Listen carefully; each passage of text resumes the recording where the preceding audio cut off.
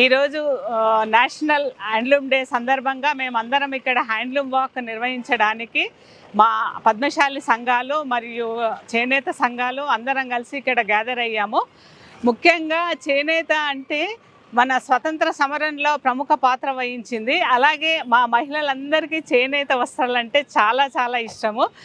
చేనేత మన దేశంలో వ్యవసాయం తర్వాత అత్యధికంగా ఉపాధి కల్పించేది చేనేత రంగం.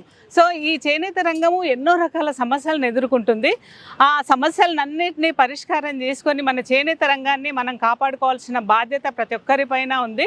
అట్లీస్ట్ మనం అందరం వారంలో ఒక 3 రోజులన్నా చేనేత వస్త్రాలు ధరిస్తే చేనేత కార్మికులకు సహాయం అందించినట్టుగా ఉంటుంది. అట్లాగే మన పర్యావరణాన్ని పరిరక్షించుకున్నట్టుగా ఉంటుంది.